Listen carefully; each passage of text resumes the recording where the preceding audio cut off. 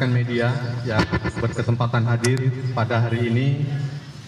Pertama-tama kami mengucapkan terima kasih untuk kesabarannya, karena dari pagi berusaha untuk mencarikan informasi atau berita terakurat terkait dengan perkembangan penanganan perkara yang sedang kami tangani dari pagi sampai sore ya.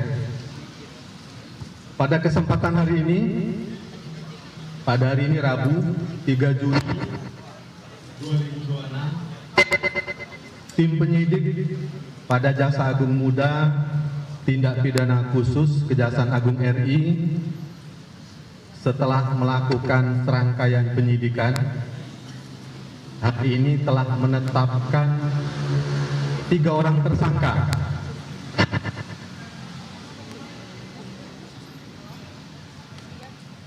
dalam perkara dugaan tindak pidana korupsi, penyimpangan tata kelola program makan bergizi gratis atau MBG pada Badan Gizi Nasional atau BGN pada tahun 2025 sampai dengan tahun 2026. Selanjutnya kami persilakan kepada Bapak Direktur Penyidikan untuk menyampaikan perkembangan terhadap kasus yang sedang ditangani. Kami persilakan. Terima kasih. Terima kasih pada teman-teman media semua.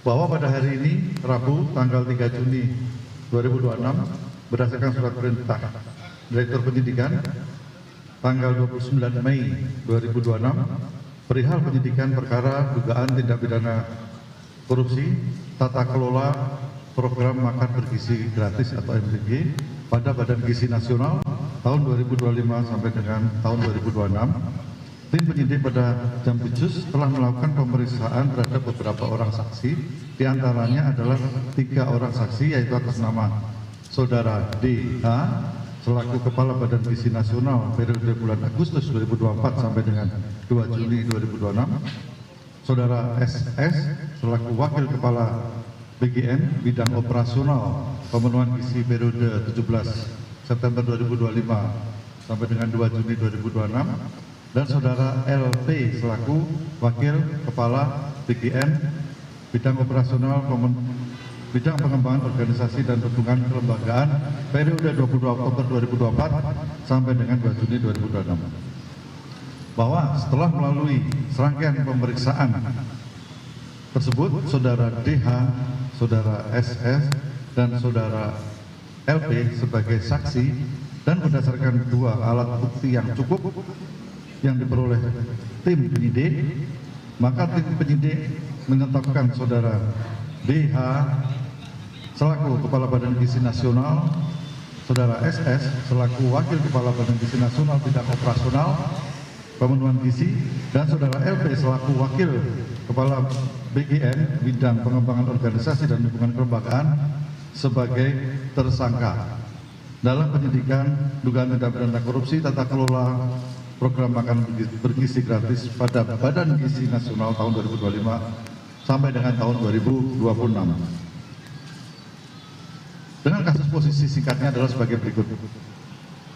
Bahwa sejak tanggal 6 Januari 2025, pemerintah telah melaksanakan program MBG makan bergizi gratis atau disingkat MBG yang merupakan program prioritas nasional yang diselenggarakan melalui Badan Gizi Nasional dalam bentuk pemberian makan bergizi secara gratis dengan tujuan pemenuhan angka kecukupan gizi atau AGG anak sekolah dengan total anggaran tahun 2025 sebesar 85,27 triliun dan tahun 2026 sebesar 268 triliun yang bersumber dari APBN. Bahwa program MBG tersebut seharusnya dikelola oleh yayasan-yayasan pada setiap sekolah. Namun pada faktanya, yayasan-yayasan yang ditunjuk sebagai mitra SPPG merupakan yayasan yang dijadikan sarana untuk kejahatan dan terafiliasi dengan pejabat atau pegawai BGN yang tidak memenuhi syarat untuk menjadi mitra SPPG.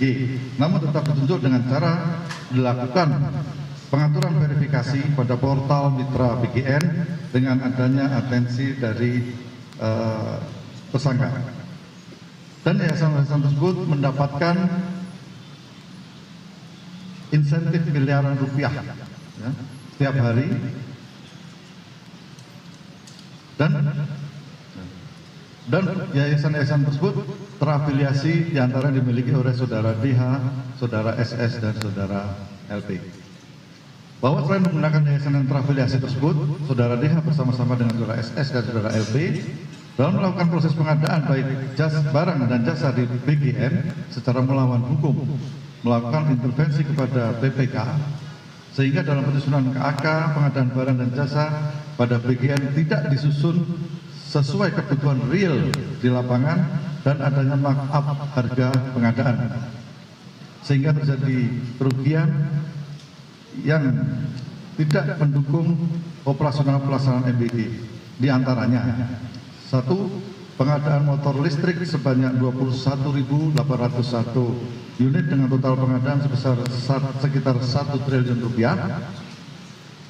Pengadaan 32.000 pasang sepatu yang tidak sesuai ketentuan dan adanya markup.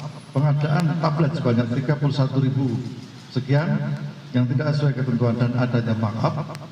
Dan pengadaan televisi 75 inch sebanyak 5.400 unit yang tidak sesuai ketentuan dan adanya markup harga. Bahwa terhadap perkara tersebut telah mengakibatkan kerugian keuangan negara. Para tersangka disangka melanggar pasal 603 dan 604 junto pasal 20 Undang-Undang nomor 31 tahun 99, Undang-Undang nomor 1 tahun 2023 tentang KUHP.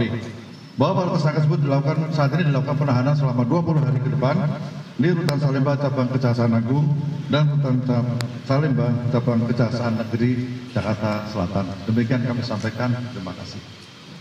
Terima kasih Pak Dirut. Sesi tanya jawab.